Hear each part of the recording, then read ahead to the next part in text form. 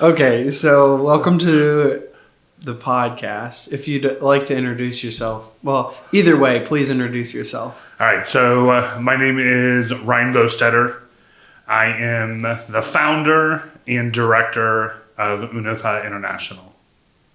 And what do you do in your free time? What I do in my free time? Or what job do you do? So full-time, I am a teacher. I'm heading into my 15th year of teaching. So I teach junior high school students.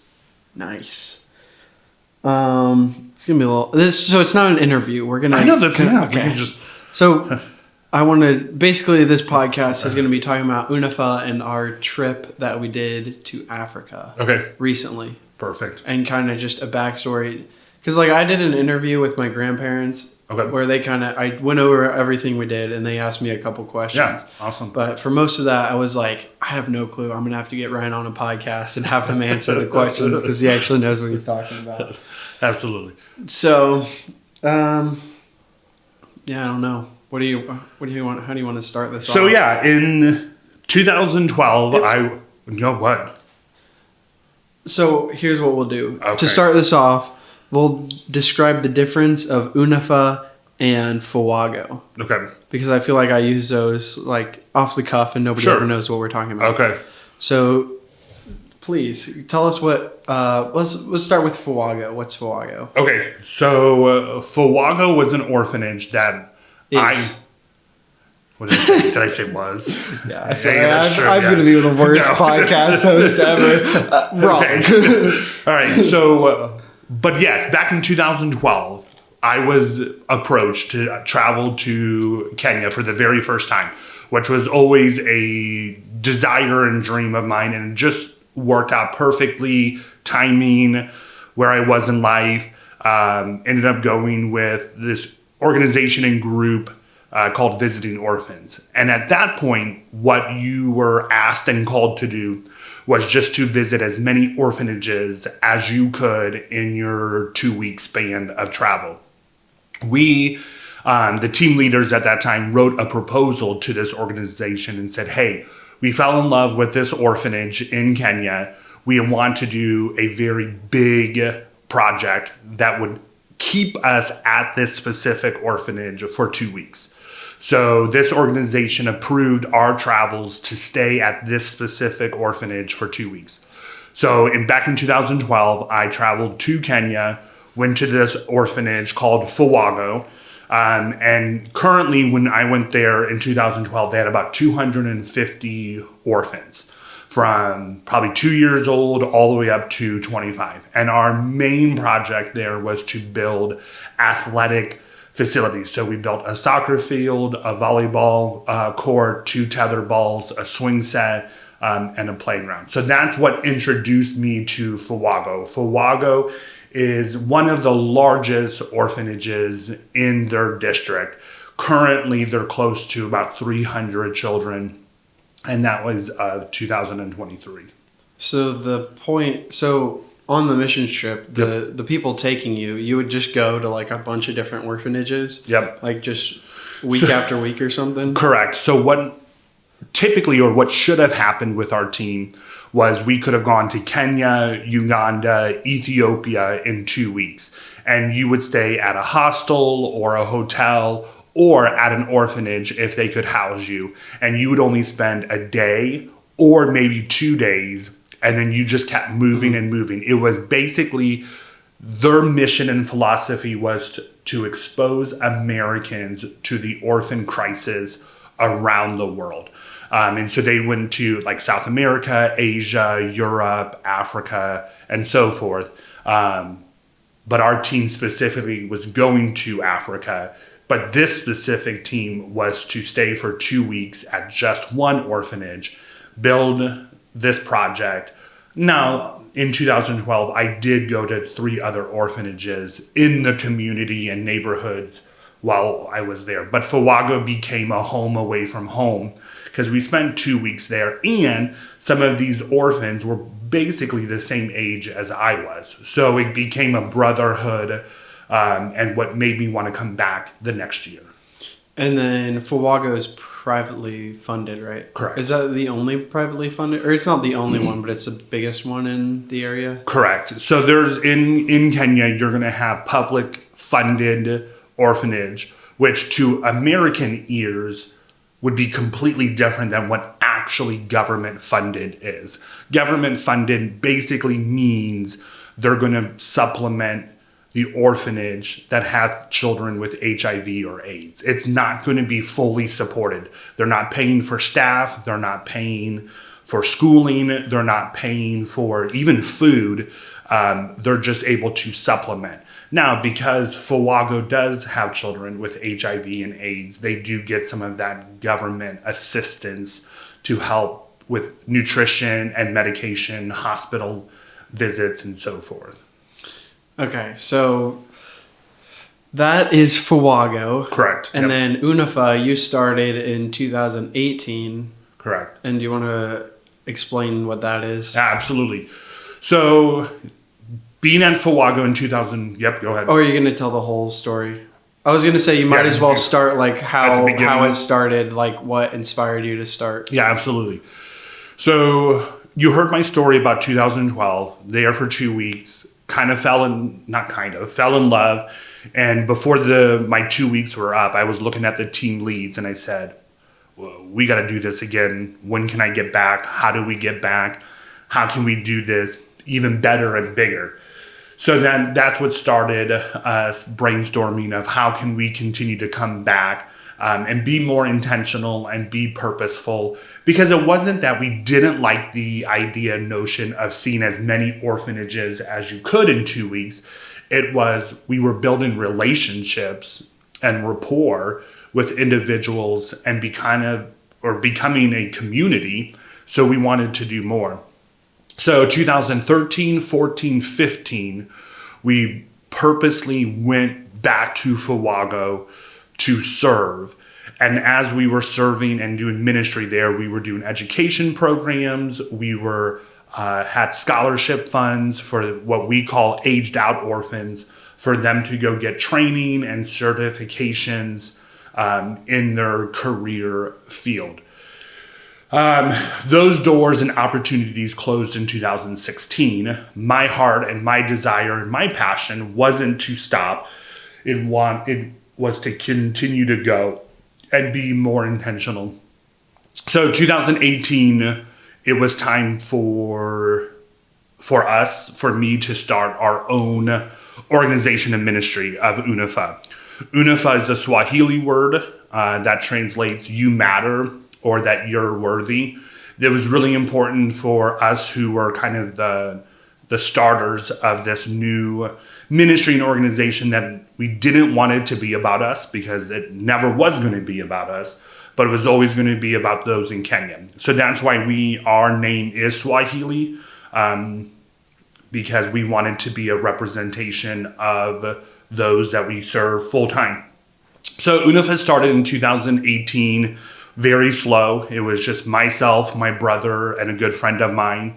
Then we started building board members, started building and taking teams now through and under Unafaa. But the goal for Unafaa was not just to go and be hands and feet at an orphanage.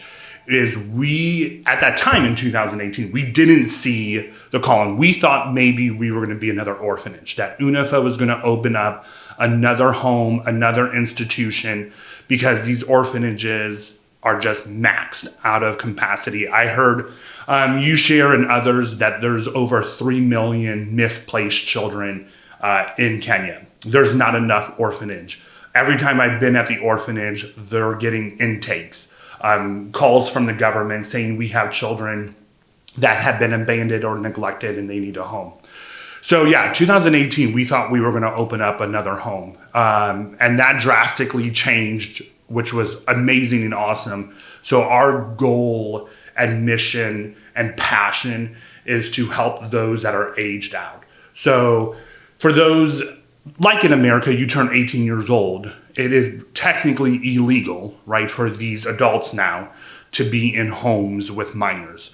So regardless of their education, regardless of their background, they have to leave. And so we as Unafaa really wanted to meet that gap and to ensure there was a protocol, a place, a safe haven for once these, children turn 18. And we talked a lot about that in our ministry and organization, that there's a lot of trauma. And so with trauma at a very young age, sometimes you're delayed in your development and your emotions and your processing. So even though you might be 18 years old, it's really sending a 14 or 15-year-old back on the streets.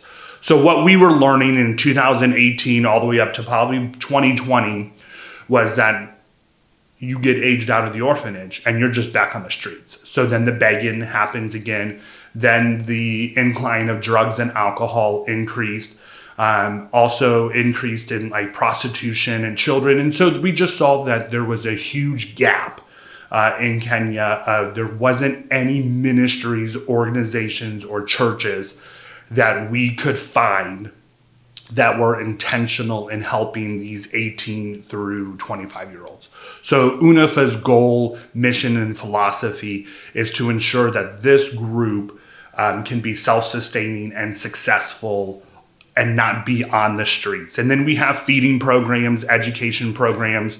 We just purchased land. We're in the process of building. So yeah, there's a huge, bright future for Unafaa. So Unafaa comes along FIWAGOH. So piecing that back to FIWAGOH is that we really want to empower and help those that have graduated and gone through the orphanage. So for example, 3 of our employees are graduates of that orphanage. And that's just been really cool to come alongside and now have a professional relationship. That was probably a really long answer, and I apologize. So there's just so much to get in and get through. I know. So basically, after all the years you've been going, you kind of noticed that they would, like FIWAGOH specifically, would take in these orphans, and then they would stay there until they were 18, and then they would get put back out on their own, basically, when they turn 18 to become an adult. And then you kind of notice that they were just kind of going back to what they originally were, just kind of left on the streets begging. And that's kind of what inspired you to start, or to mainly focus on what you call aged out orphans. Correct. So the children go back into what we call survival mode. So most of these children are going to be coming from the streets, or were picked up from the streets. When you're on the streets, what's your basic instinct? It's just trying to survive. And what you need to do to survive is just basically, I need food, potentially shelter, and other than that, you're good. So that's exactly the issue and the problem is, and FIWAGOH does a much better job than most of the orphanages of ensuring that there is a protocol or a program or an exit strategy for them. But FIWAGOH is a rare case. Most orphanages are saying, hey, kind of figure it out on your own. But like I said, again, you're sending 18-year-olds who really are at an emotional, development stage of a 13, 14-year-old. I mean, I would never be able to survive as a 13, 14-year-old. I wasn't surviving as an 18, 19-year-old. So it's going to be a huge blessing once we can really be up and running and having our workshops and our community center and our training center. We even have a plan of housing options so that they can focus on their career and focus on a saving, but also be in a very protected, safe haven. And then when they're ready, they're ready. But I haven't found an 18-year-old in Kenya, and probably most people would say here, they're not going to find an 18-year-old American that has it all figured out. Yeah. So the first time I went to Kenya it was actually through our high school, was 2018. And I actually was there before Unafaa started. So I got a taste of what it was like before then. And it was pretty much just hanging out at the orphanage. And then we went and visited 3 other orphanages or similar things like that. But this year I went back and it was really cool because I got to see Unafaa actually starting to develop. You got the land, you got the car this year, and we started to we visited the feeding program and the Renew workshop. So that was really cool this year. But do you want to talk about a little bit about? I guess we'll start with the feeding program. So I went in 2018. Yep. And we went.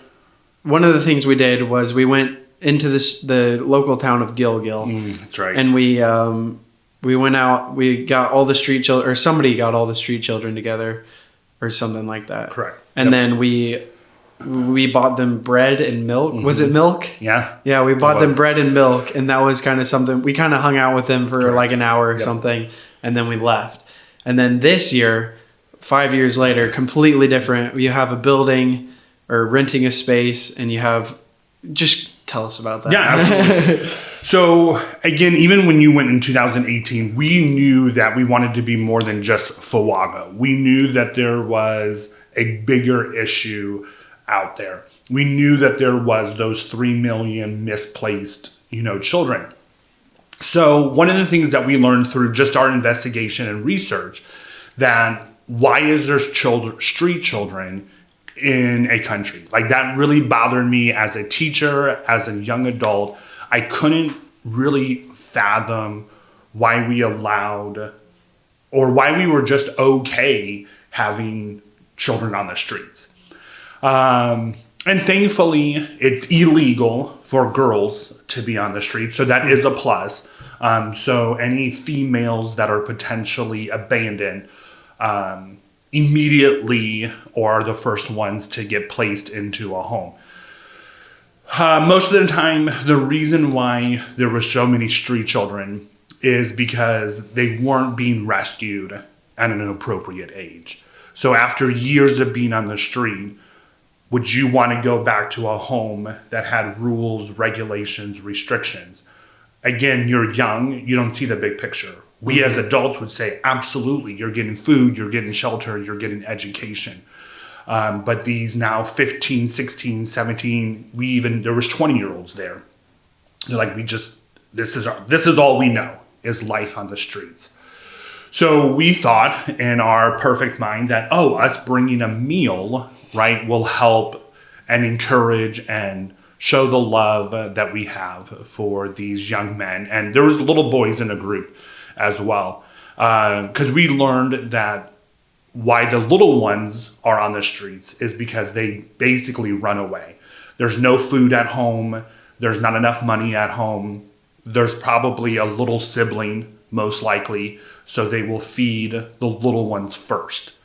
So if you have a younger sibling, you're getting leftovers, and there's no leftovers. So anyways, so they would just leave school. They would drop out of school, run away from home, because they're like, I'm starving. I need food. There's not a feeding program in Kenya like there is here in the United States. My students can get free and reduced breakfast and lunches. So that's at least 2 meals out of a day. Kenya, there's nothing like that whatsoever. So that's where the feeding program came from. We want to keep children in the home. We want to keep the children in the school. And so Monday through Friday, we open up our feeding program to our local school. And those that qualify and go through our application process can come and get I'm telling you, a good meal. I'm very happy and pleased with our project manager. Lucy is, again, an aged out orphan from FIWAGOH, and she got her culinary certificates, and she's killing it and crushing it as our chef. And she loves the kids. They pray, they sing songs, there's activities. The kids are so well behaved and respectful.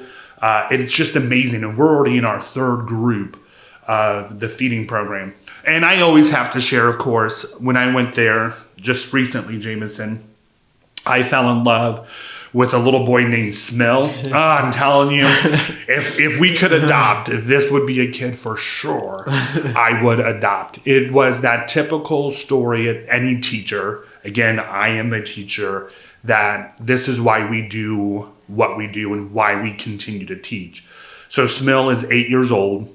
He was constantly running away from school, had poor behavior, acted out, wasn't getting good marks, is what they call it, so grades in the classroom, just was not performing well. The school and headmaster reached out to our project manager, our feeding program, and says, do you have room for at least 2 more kids in your feeding program? We have Smil, this 8-year-old boy, and his younger brother, Alex, who is 6 years old. And we need help. And there's not enough money in the home. There's not enough food. Mom's a single mother with, other siblings in the house. Again, younger siblings. So anyway, we took in Smil probably 2 months now. But I was able to meet him and Alex. They were the newest take-ins for our feeding program. And the kid is just night and day different. The first day that I went to the feeding program, I was going to pray for the meal or whatever, and he jumps up right away and says, nope, I got this, and just starts praying and just smiling and just incredibly happy. And to hear the story of where, he was coming from, that he just needed food, right? Mm-hmm. And now he can keep his attention. He's getting good marks. And then a week later, I went back to the feeding program to check in, and we had gifts, and we basically had a day of celebration. Of course, Smil was there with his younger brother. But what's really cool about our feeding program is when there's holidays or weekends or things like that, it's an open door policy, essentially, and they can bring their younger siblings. So a couple of the kids brought their 2-year-olds, 3-year-olds siblings. Smil brought his younger sister, and here's this 8-year-old blowing on food, feeding, his 1-year-old, sister. And it was just so cool to see an 8-year-old do that, because I'm thinking I'm 16 years old, and I would never do that with my younger siblings. I'm like, you're good, figure this out. So just to see a drastic change in someone by just being available to serve them food. Now he's able to stay at home, stay in school. That's a success story for us. We want to keep children in a safe place. We want them to be in school. We want them to get that education, and we want them to be home. So by having a feeding program, we get to do that. And so that's why we stopped doing the street children, because we're like, why do this one day out of the year when we can do this 24/7? And so even the feeding programs, they send every Friday, the kids get to go home with a meal pack. So there's enough food for them to have meals with their families on Saturdays and Sundays. So it's just so cool. And yeah, Smil has my heart, and that's just a great story. So originally, when I went in 2018, when we went and fed the street children, that was the first time I think that you guys did that. I think we figured that out. Yep. And then you guys did that for a couple years, and then you were like, we're feeding these kids for one day a year. Why don't we start something? And now it's already the feeding program. Well, the feeding program currently is in Gilgil. Correct, yes. And it's already full. It's packed. Correct. And then, so eventually, once the land gets built, you want to move that into Kikope, which is where the land is, and then kind of service that area with the feeding program. Correct. And then with Unafaa, you want to do, so you have the feeding program, and then let's talk about a little bit about the Renew workshop. So how did that start? It's ran by Rose, but how did that Correct. start? And then what is that? And yeah. Yeah, so it's definitely a topic that I don't like to talk about. But again, if you're going to do ministry, if you want to be intentional, you want to be relational, you got to dig deep. And that's what we did those first couple of years under Unafaa, is we just asked questions. We met with chiefs, we met with officials, we met with other locals. And one of the things that we found out, that the area where we currently live, we have land, has the highest rate of human trafficking and prostitution. It has been told that women, the only thing that they're good at is producing children. They're not qualified to have a skill. They're not qualified to be outside of the house. But when there's no work, husbands die or leave, what do you do? And so unfortunately, prostitution and human trafficking have been a way of means that has been tolerated or been accepted. And again, Unafaa means you matter. So again, we wanted to empower women, widows, mothers, that you can have life outside of the home. You can provide for your children in a very, just in a better way. And so the Renew Shop is a women's workshop. Right now we focus heavily on just sewing. So again, we started with one of the project managers or assistant managers, Rose, again, another aged out orphan from FIWAGOH. And this is basically a learning educational program. They produce and make items. We sell these products back here in the United States. They make and sell items to be sold in country. But it's also a training center. So Rose, who has her license and certificates, can be a trainer. So we've already had a young lady come in and use our tools, use our equipment, learn a skill set so that she can potentially do things on her own and be able to provide for herself. So not only is the Renew workshop making products and items to be sold, which then funds our feeding programs, our educational programs. It goes back into, the workshop. But women can also come and learn a new skill set. So we're super ecstatic for it. Starting off small, starting off slow. But like you've already said, our feeding program, we're already maxed out. We can't take in any more children. We're renting that space out, which we don't love. The Renew workshop, we're renting out that space. It is incredibly small and tight. We have 2 sewing machines, we have a serger, we have a cutting table, there's a small little office, there's fabrics, and that's it. You can really get about 2 to maybe 4 people in there, and then there's just not enough room.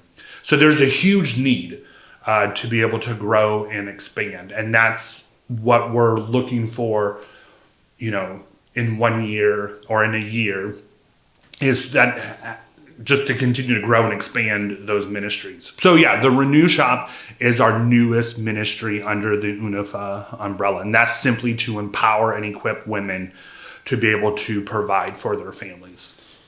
Okay, and then a detail I forgot to mention. Yeah. In the feeding program, there's no refrigerator or anything, and there's no running water. So Lucy has to go get water every day, and then she has to go to the market every day to get fresh foods or whatever. And then how far is that? Like a mile walk, you think? At least. Like there and back? At least. And she's walking to and from the feeding program. Rose walks to and from to the workshop. So, we want to have that staff housing. We want that transportation. We want everything to be more accessible so that even our own employees are not walking or spending their own money on transportation or lodging. But yeah, the feeding program, it's beautiful. It's awesome. It's great. There's not great electricity there. It's iffy. We bought a really nice last year, was like a 4-top stove. Yeah, 4-top stove, which before she was just cooking on a 1 little skillet charcoal burner. Mm-hmm. So she would be there from 8 o'clock in the morning to almost 8 o'clock at night because it would take that long to prepare the food, clean up the food. So yeah, there's definitely, it's not the best situation. We went there and we worked, and yeah, every single day going to the market to get the fresh produce would be kind of frustrating. Also, the room is incredibly hot. I mean, oh my goodness. So, and that's in the winter time over there. That we were in the cooler months. So we're definitely going to be installing fans. It's those little things that you don't know until you're there and you see it firsthand and experience that it needs to be better. It needs to be bigger. You're seeing the impact and the successes of it. So why neglect something that's good and working? So we just have a desire to keep doing things better. And our project managers and those in Kenya that are living this out really just help and educate us. So yeah, there's needs. I mean, I always say that you open up your eyes, you're going to find a need. You don't have to go looking. It's just there all the time. And then you're talking about empowering women. And then I don't know how to explain this, but like the two project managers are, how do you say that? Like, it's cool that they're in the situation that you're trying to. Yeah, similar situation, sort of.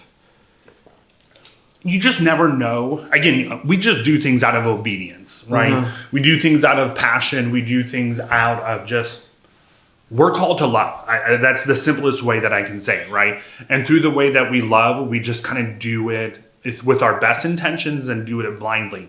The two women or the three women that we employ. So we have Lucy's full-time over our women's ministry. So she oversees our feeding program and she oversees the Renew workshop. So she's our women's ministry.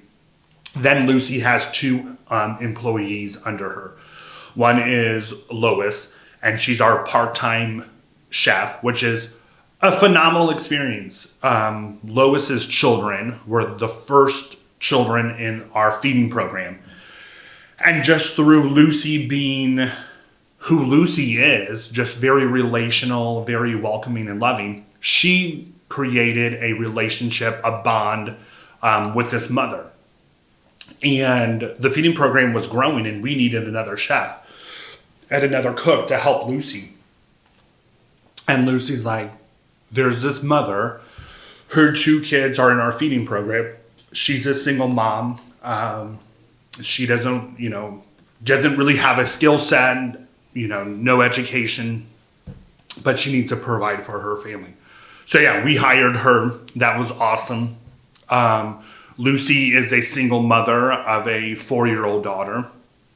So again, just by her being a project manager, we're able to, kind of meet or help our mission. And then Rose is really kind of on her own, if you will. And she has a 3-year-old boy. And so to know that even our employees, not intentionally, but are kind of fulfilling our mission and our purpose of just empowering young women to be able to provide for their families, is a success in its own self. So that's just really cool. That was, again, not intentional. That was not purposeful, but life happens. And these young women have found themselves caring for children by themselves. And so that's just been a huge blessing. Yeah. There's so many. There's just stories galore. I know. I keep thinking of like small little things I like to mention, but we'd be here for hours if we talked about it. But since we're on the topic of Unafaa, you want to talk about the land? You bought some land, or whoever bought land this year, and then what are like your plans, like football field, like we went and visited the local school or whatever. So if you want to talk about what the like vision for the Unafaa campus would look like. Yeah. Again, we knew that if Unafaa was going to continue to be a ministry or an organization, we needed kind of our own identity and be independent. We've been relying so much on others, which is great and fantastic, but you can only help so much and help so many when you're dependent on someone. When you're independent, you can be more successful and you can help a whole lot more. So we knew that'd been a goal and a vision. So back in 2021, we as a board said, it's time. We just got to go out in faith. We have to purchase land, which is unfortunate because if we were purchasing land about 10 years ago, we would be able to get an acre of land for about $10,000, maybe even cheaper for sure. Land now, and when we were looking last year, so when we brought teams in 2022, the sole purpose of that team was for us as Unafaa and board members to purchase said land. Long story short, that did not happen. I was very discouraged, very disappointed. We were looking for days and days.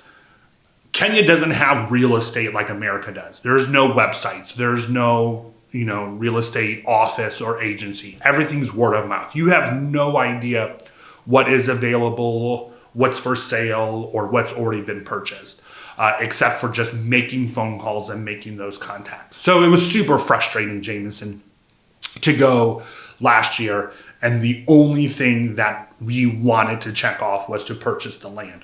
And that's a huge God story in itself. We, in 1 year, we launched our campaign to purchase land. We had to raise over $200,000 because an acre of land now in Kenya is anywhere from $20,000 an acre all the way up to $100,000 an acre.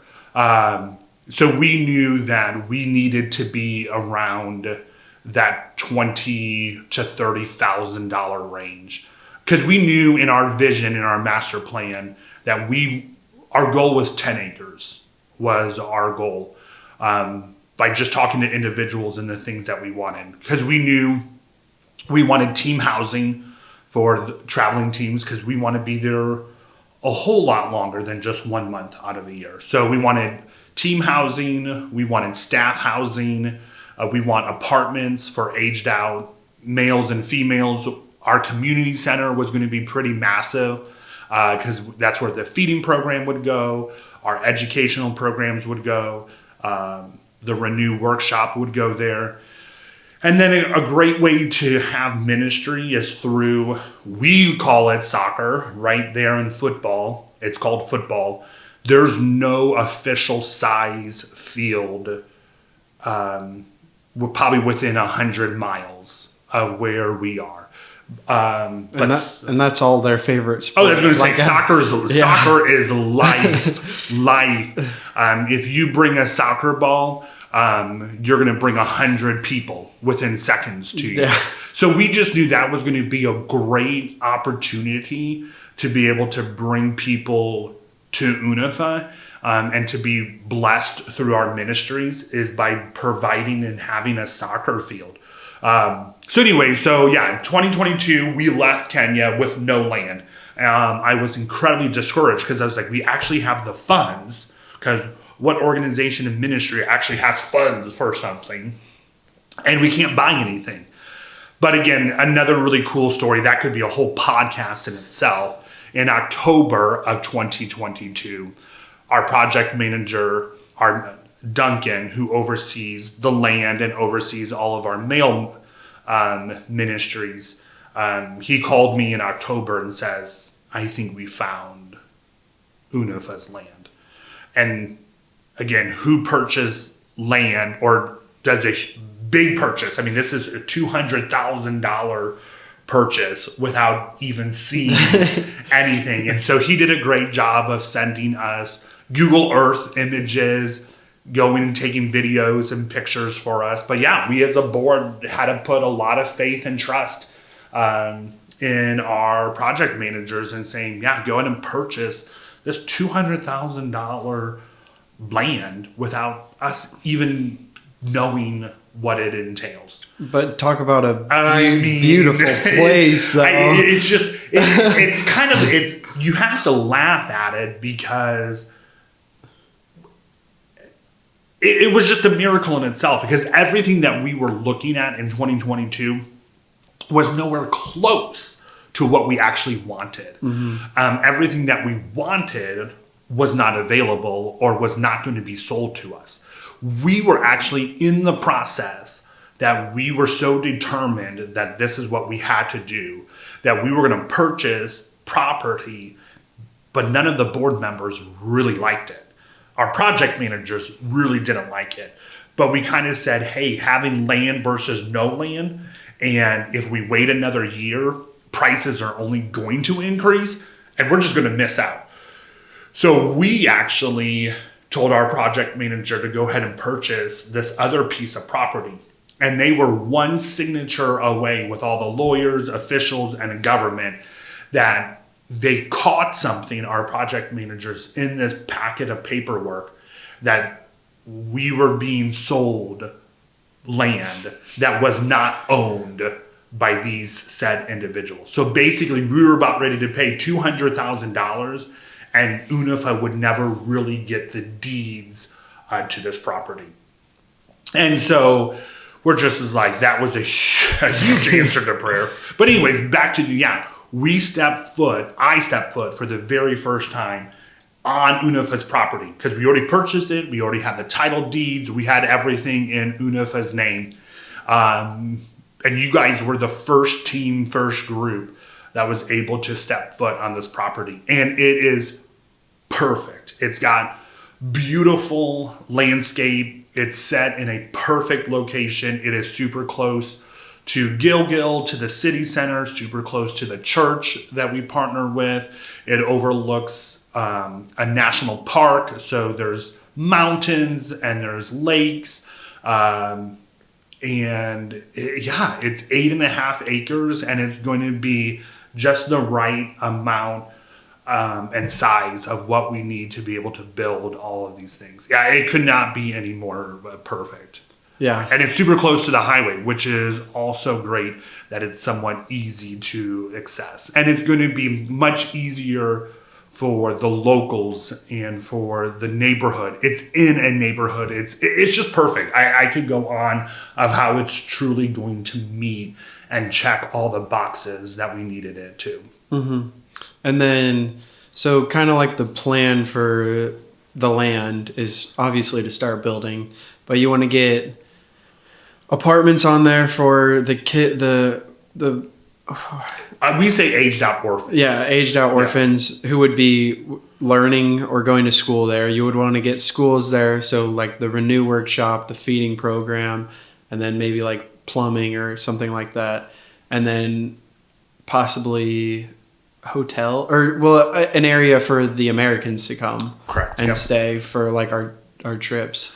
And then staff housing.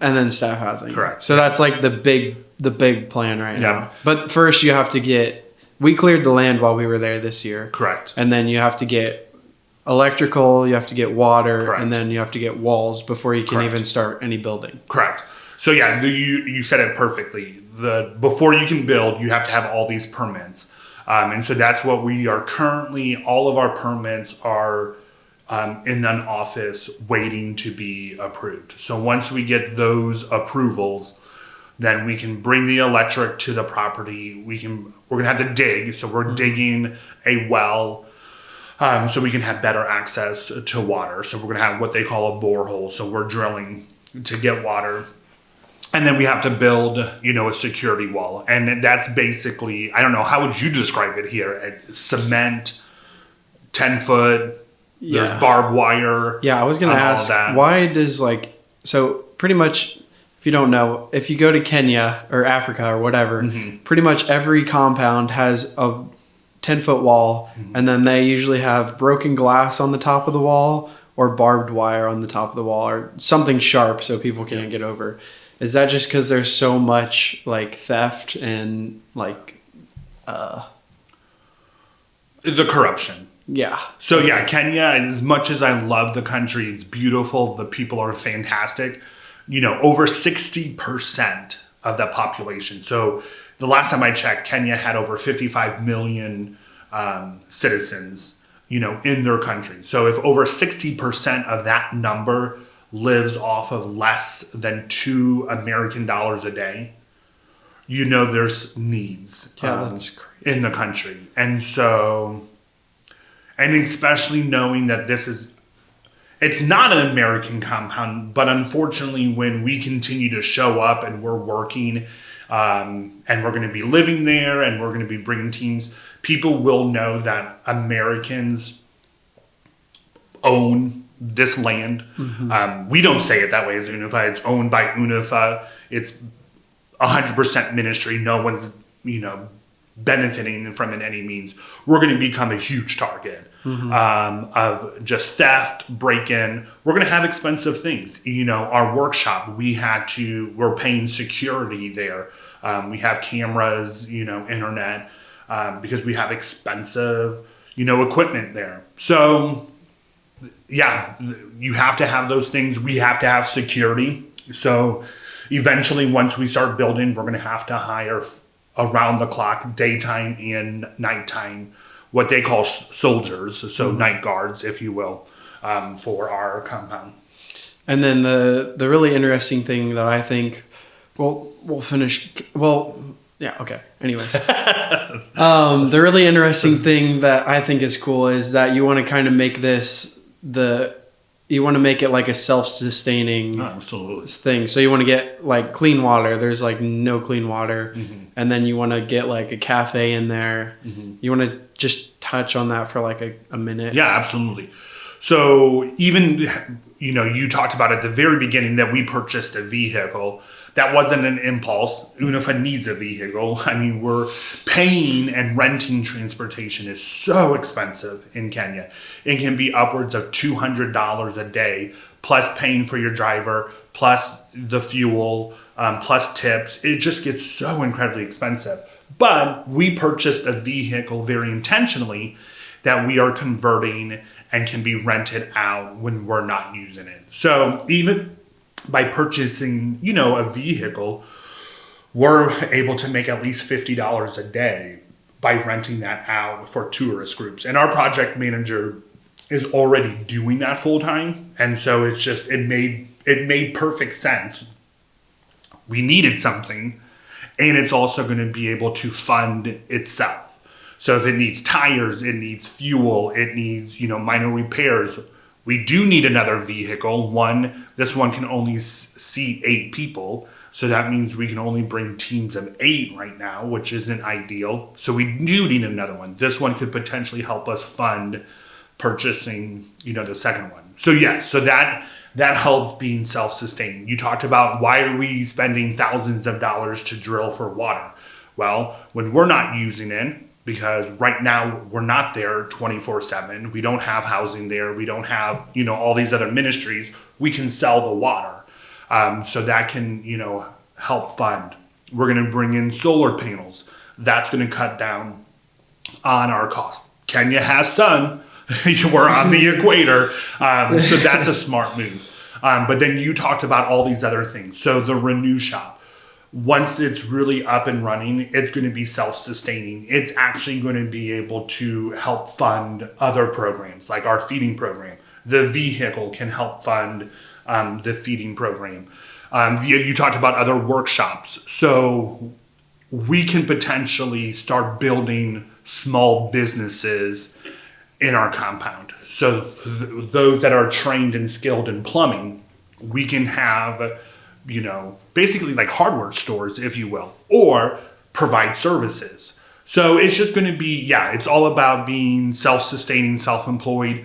For the first couple of years, we're going to have greenhouses, farming, and agriculture.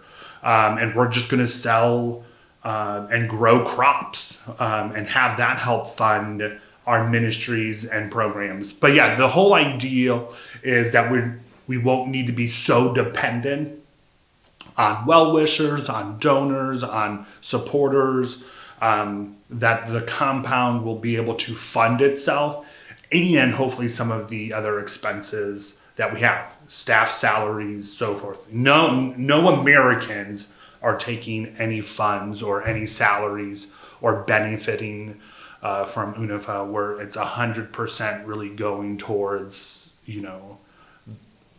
towards our ministries, towards Kenyans. So we're excited about that. Yeah, it's super exciting to think about. It's going to be exciting, like 5 years to look back on this. I mean, selfishly, I will hope and wish that it would be a lot sooner. Like we thought, but trying to raise $200,000 for land would take us 3+ years. And it's just amazing that we were able to raise that within a year. So I'm very hopeful, very excited that, man, if we could get buildings there, it's going to save so much more time, effort, energy, and money. And it's really just going to help just our employees more. It's going to be less work on them because they're doing a lot of work for not a lot of money. So the last kind of thing I want to talk about for Unafaa, and then we'll start talking about FIWAGOH a little bit. Okay. Is you recently made, I don't know if it was last year or whatever, the connection with the AIC, the church. Right. Super fun church to go to. Oh my goodness. I loved it. We go to the church and they're all dancing around and we're just standing there like stiff boards. Not all of us. Not all of us. Some of us know how to get into worship and having a great time with it. That was a lot of fun though. We did a night of worship, which was super fun. Yeah, that was which a was a highlight. new thing that you recommended. Yep. So you're partnering with them, and then you kind of want to eventually slowly start helping them out. But can you talk about, it was super interesting how you were like planning for this to pay for like, was it a meal, like a monthly meal or something? And then you were planning for this big number and you want to talk about that? Yeah. So AIC is, it stands for African Inland Church. It is a church branch off of AIM, so African Inland Missions, which has been around for like 200 years in Africa. And so we were super excited because one of the main reasons that we wanted to have a partnership with a local church is not just only having fellowship, having community. I wanted to find a church that if I ever moved there full time, that I could join and partner with, on a regular basis, but just counseling. We haven't really been able to talk about that, but that is a dire need. I think all Americans would say post-COVID, so many of us really benefited from just being able to have some counseling. And that is unheard of in Kenya.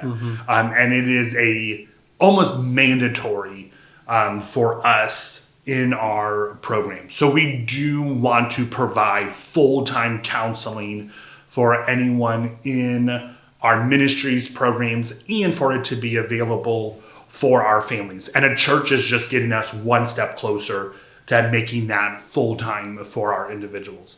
But through that, we found out that AIC has a feeding program. We're like, well, we've already been doing a feeding program for 2 years.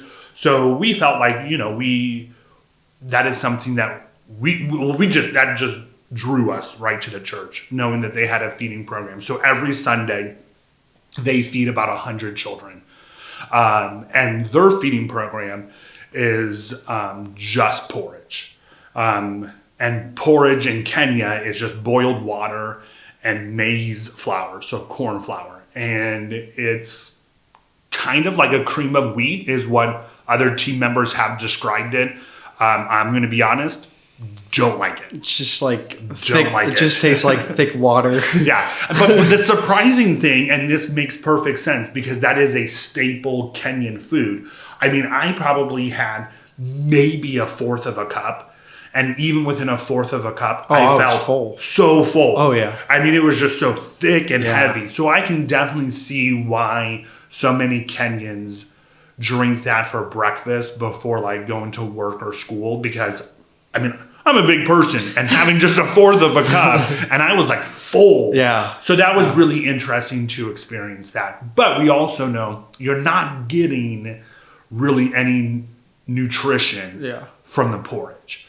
Anyways, so your question was, what you do in Kenya is, if you want to have a partnership or relationship, it's all based on gift giving. When we go, we are always greeted with a gift. A lot of times it's just a song or music. That's just culture and customs. Or if a family has money, we're always being offered tea, chai tea, porridge, maybe a pop, maybe ugali, something. We're always constantly being offered stuff. So it's all about giving what you can, which is so beautiful. And I think why I'm so attracted and just fell in love with the country is people have absolutely nothing. Nothing. Yeah. But they're the very first one without any type of hesitation to give you whatever they have. And here we are, I'm coming in with, more than one pair of shoes, clothes, again, this is where I get passionate. And we're being offered stuff that we don't need. And it's just a beautiful culture. So anyway, we knew that we wanted to give a gift for allowing AIC to partner with Unafaa and kind of join this, just again, having community. So Unafaa's like, hey, I think we have the funds. We can pay for their feeding program because it's just porridge. Is that weekly or monthly or what? So they do it every Sunday. Okay. So 4 or 5 times a month. And I wish I would have brought my notes, James, and you caught me off guard. But I wanted to say when they quoted us, it was going to be like maybe $50 a month. And it's that's to feed 50 people. No, that's to feed 100 kids for an entire month. Okay. Not just $50 for a week for 100 kids. $50 for an entire month to feed the kids.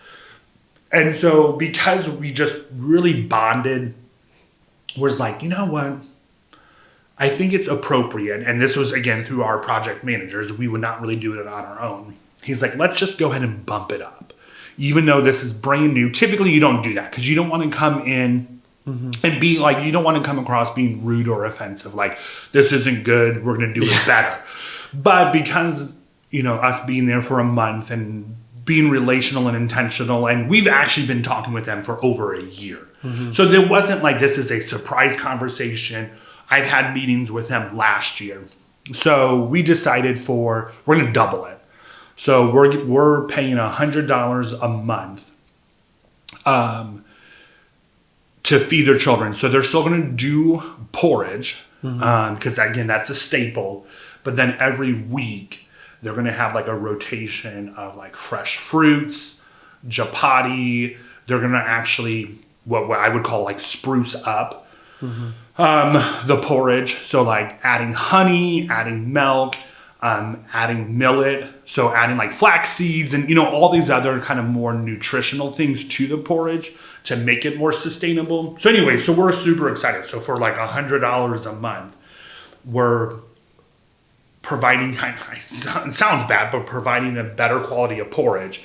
And then they're also getting fruits along with that. And then we've already talked about next year when we go, we want to build kind of a curriculum, a library for the Sunday school. Because I think a lot of us team members said we've connected, with the kids there. Again, super friendly, super hospitable, just so kind and respectful. And so we noticed when we would go to the Sunday school, there wasn't any materials or books. And maybe that's an American thing. I'm such a visual person. So if someone had a storybook, I would probably enjoy that better. So that's exciting that we're that's kind of the plan for next year is funding their Sunday school classrooms and providing Bibles and Bible story books. And but you were also talking about night of worship. That was brand new. So that was the first time that church did a night of worship. All we did was we want you guys to run it all, show us what a night of worship looks like in Kenya, and then we'll just pay for a community meal, which was awesome, which was a little nerve-wracking. They predicted only 50 people. They had over 100. Then they had over 10 individuals who've never been to the church that just was from the neighborhood community that heard about it, that came to the night of worship. But I don't think it's been a long time since I've had that much fun in church.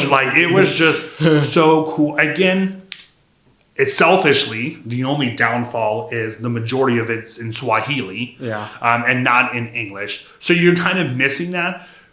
But I didn't miss it. I knew exactly who they were worshiping, why they were dancing.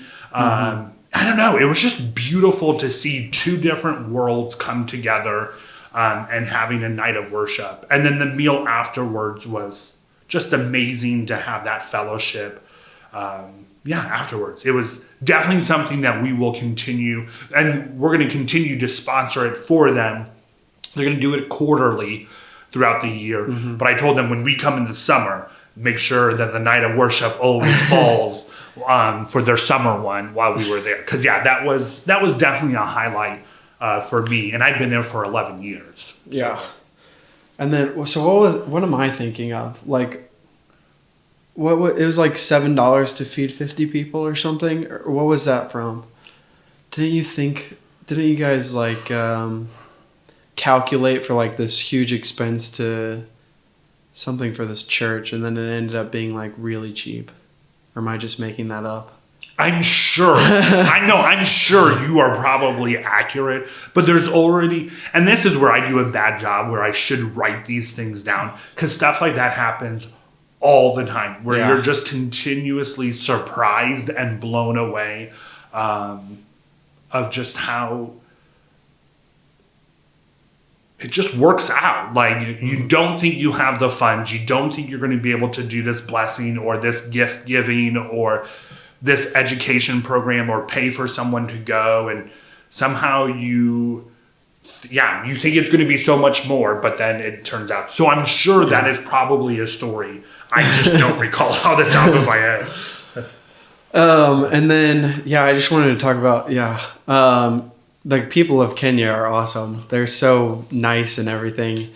And it's crazy how it's crazy how cheap some things are compared to like the United States. I remember in 2018 when we went and we fed all the street children, we got the milk and bread, and it was like $4 to feed them all. And that's what I thought maybe you were talking about, because that's what was a shock to me. Yeah, that one was crazy. Because like the street boys would go work for about 2 full days collecting scrap metals. And it would be the size of like your Kroger shopping bag. They would fill that up with scrap metals.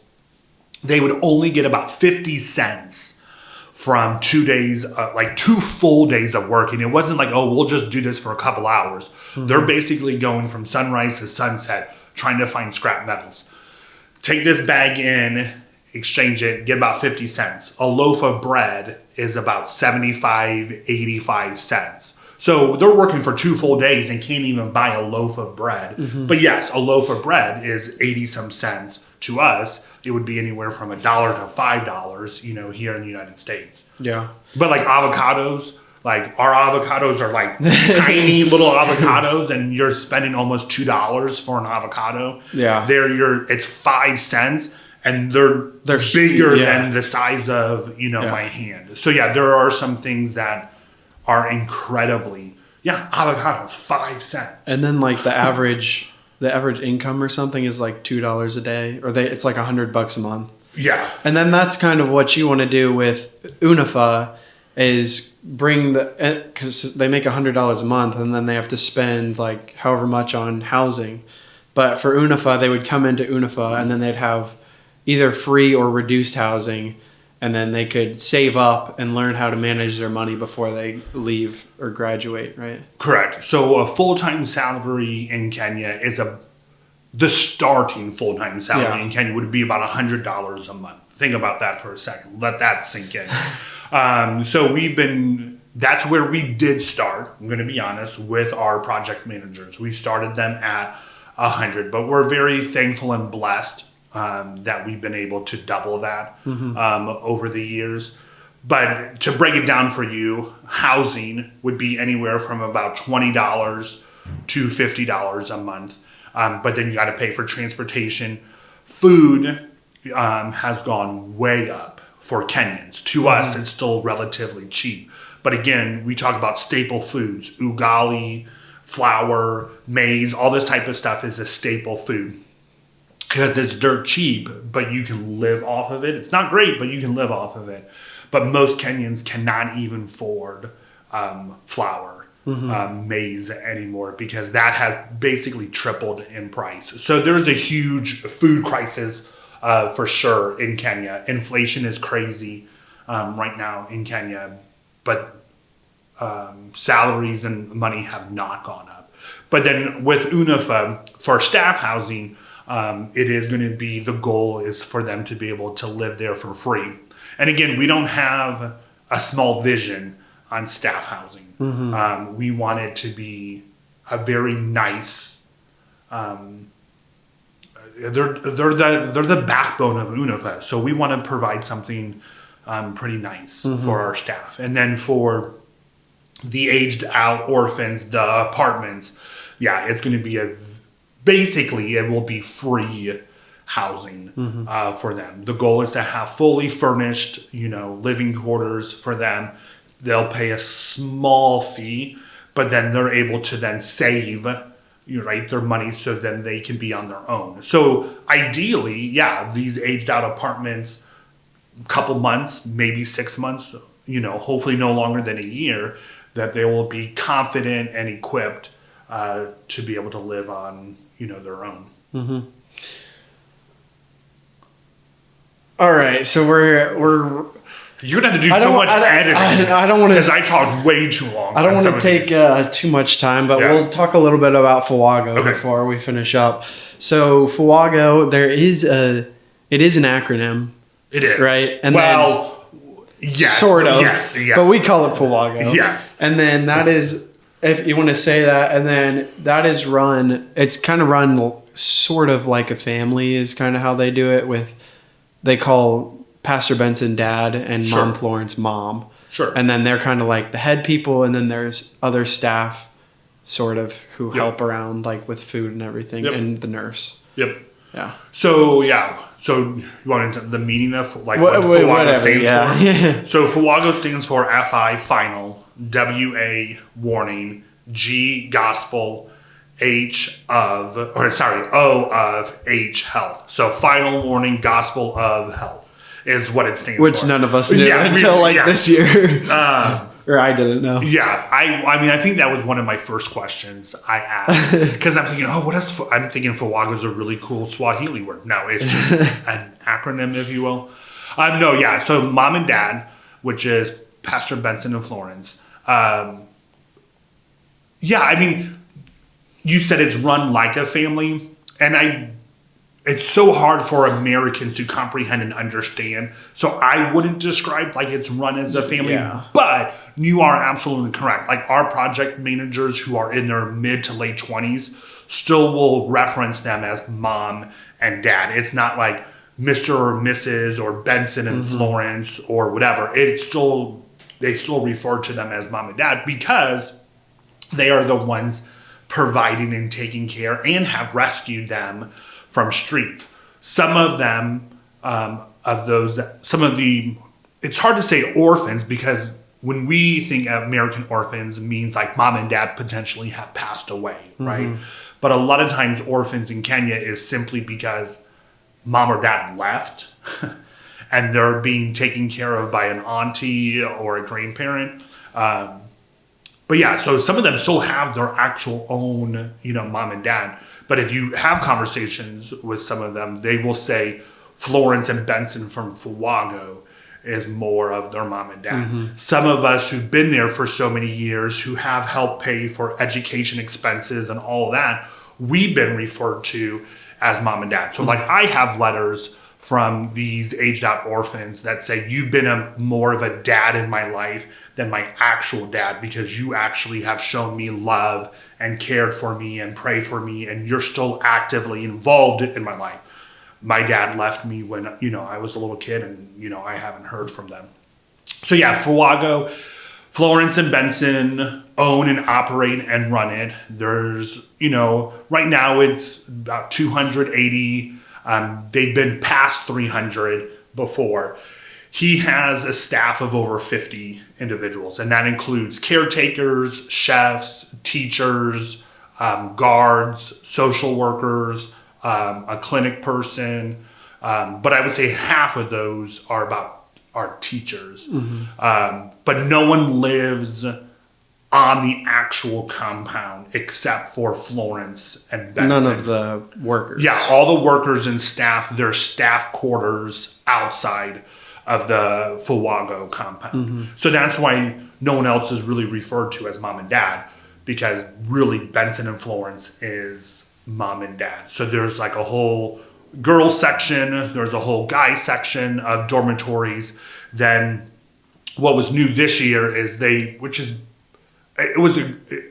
was a plus, is they're moving a lot of the younger children out of the big dorms and creating smaller spaces for them in other rooms. So that's been a huge plus, because I'm sure you remember, and it was even worse, back in 2018, there would be 150, 170 young men, and you've been in that room very small. Yeah. So double up in beds, triple high bunk beds, Yeah. beds right next to one another.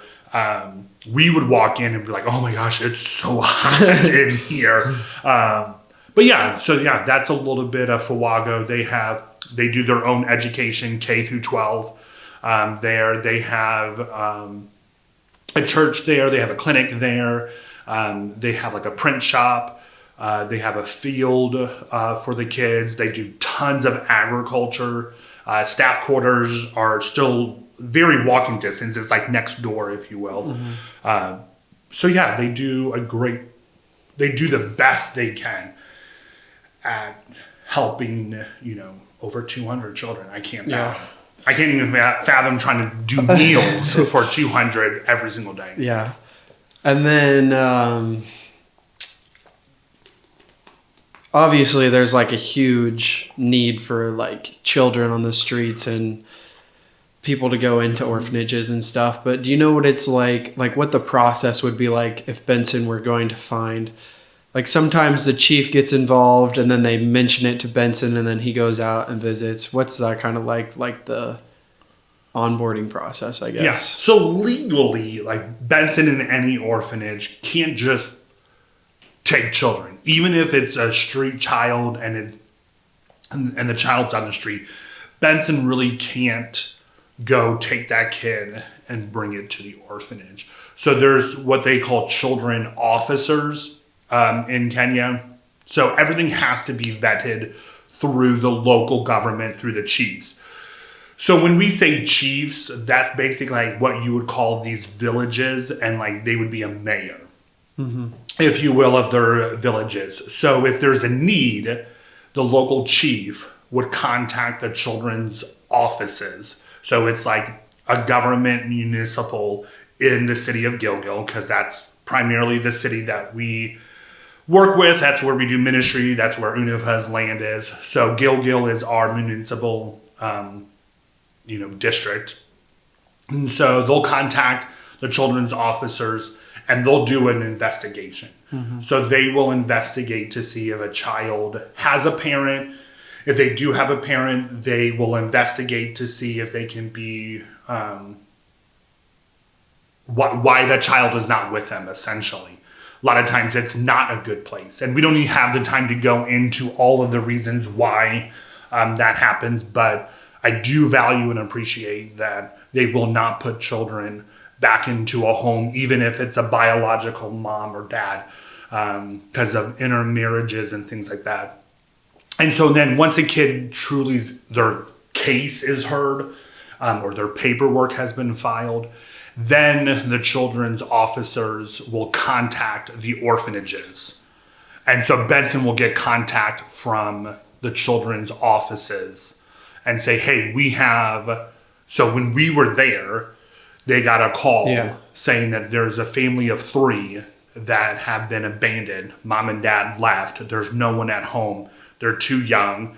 There's no food, no bathing, no education, no nothing. So the neighbor reported this to their local chief. Local chief verified that it was true, then went to the children's offices. Children's offices did their investigation, verified that it was true, contacted Benson. Benson and his social workers did a home visit, and then they brought the children to the home. So even while we were there was 4 intakes. One was a high school girl that was at a safe house in Kenya and is now at the orphanage. So, and then one last thing I want to touch on is the new president, or not new president. I was wondering if we wanted to get into that at all. We can, if you want to, we can. So the man. So back. We can just touch very, very briefly, even though it's like huge. Yeah, I'll touch real quick because again, no one really knows what's going to happen. So about a year ago, Kenya went through an election for a new president. They elected this president, majority vote, process, all that type of stuff. Well, in the last several months, if you're asking me personally, from what I've been reading and me having conversations with individuals and things like that, is that this president doesn't like that a lot of money is going to these orphanages.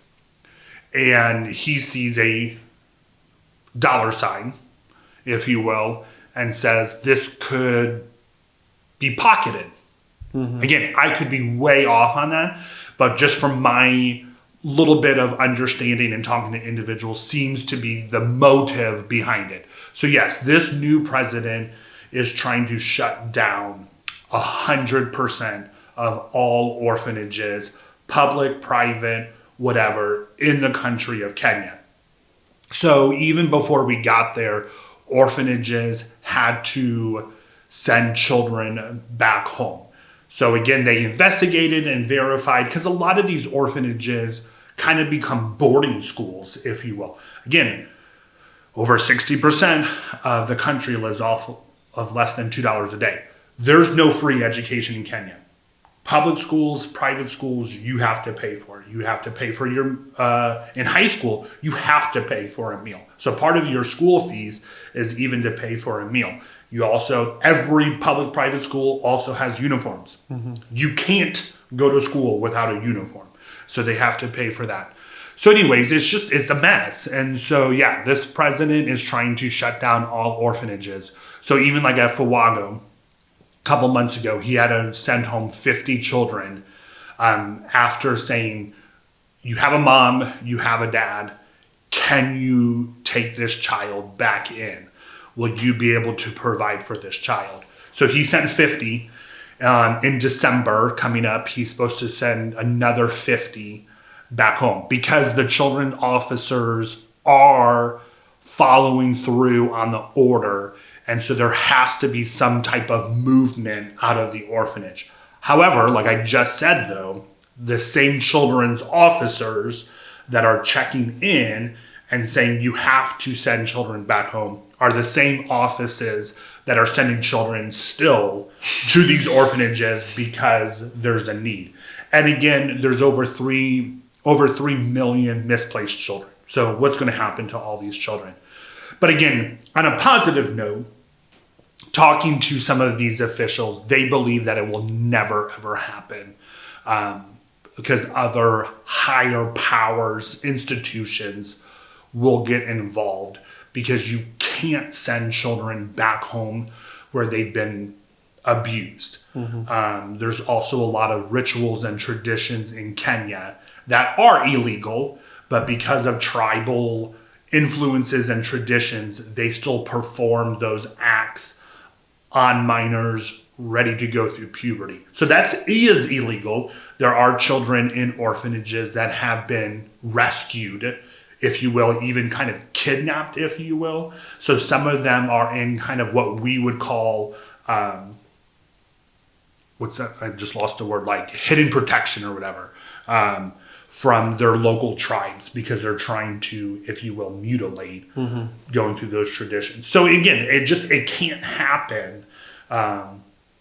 And so it'll just be interesting to see how this all, but he's only been in there for not even a year yet, and he has 4 more years on his term. So I'm just hoping and praying there's not going to be like riots or just a lot of turmoil.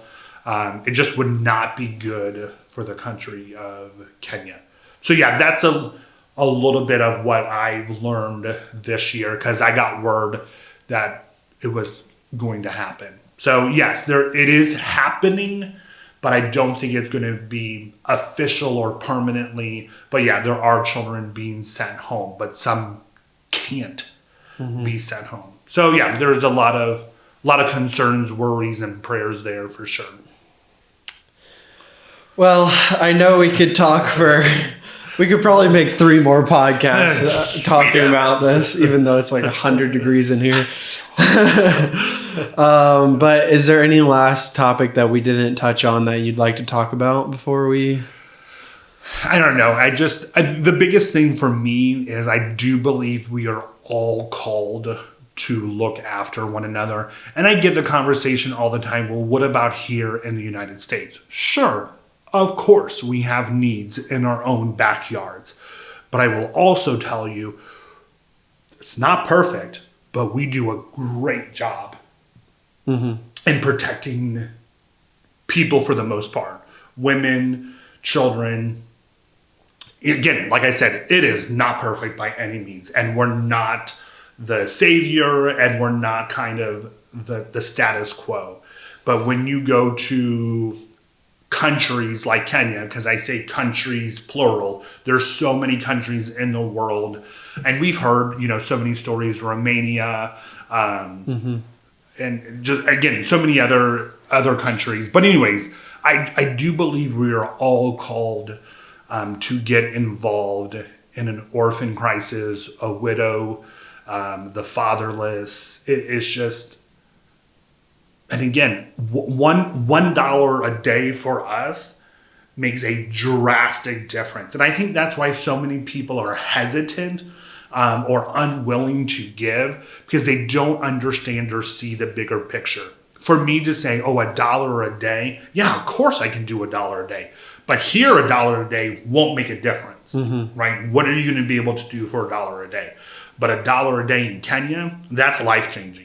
So that's just my biggest encouragement and plea and desire is, if you want to get involved, if you want to do more, man, take that leap of faith. There's so many people out there, churches and organizations, nonprofits, ministries, that are doing great and amazing things to just help out your brothers and sisters. And so that's what I'm called to do. I'm just called to love better, to do more.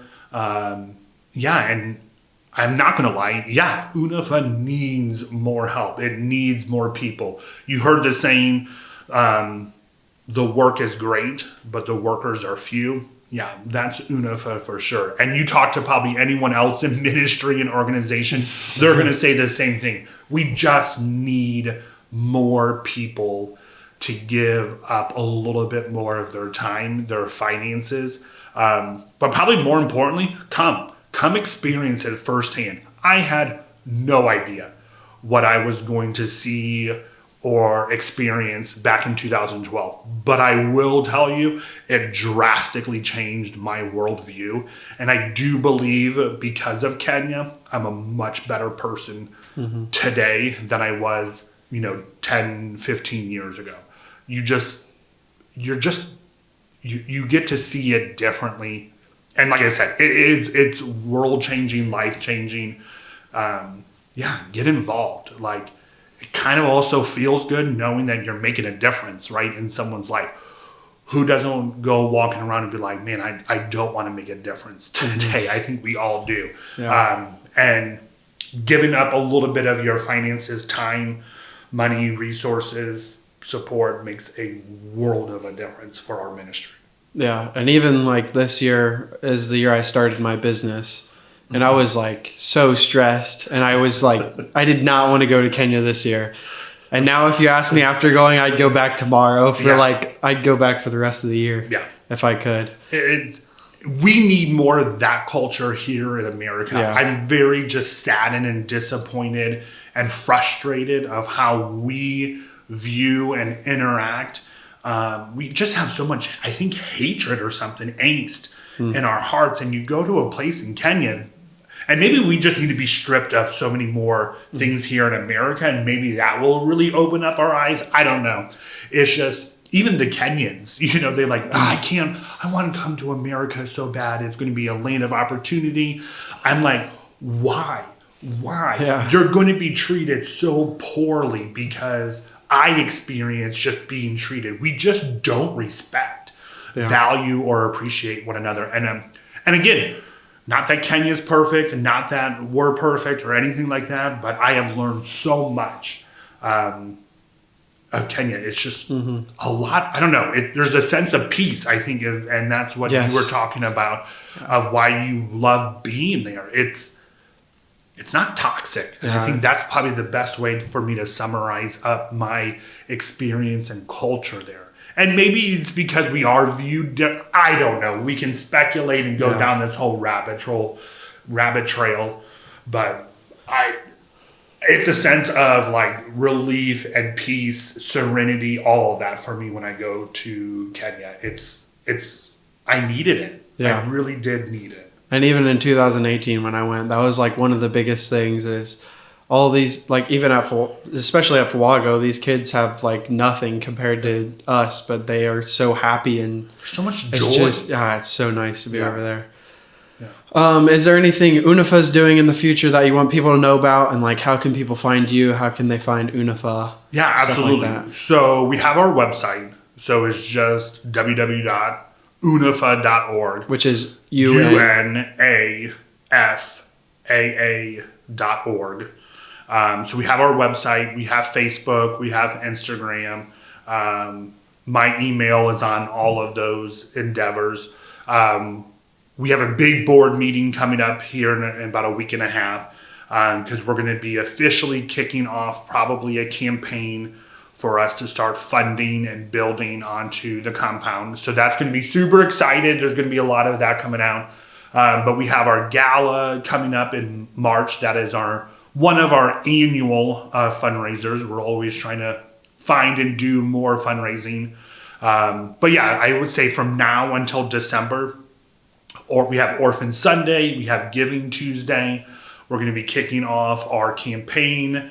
And then after Christmas, the next two big events will be the gala in March, which is always held in Kettering at Presidential Banquet Center. And then we'll most likely have traveling teams again going this summer. I'm a little bit more leery, just depending on what happens with local government, if we're going to be able to travel. But ideally, we always try to send teams every summer.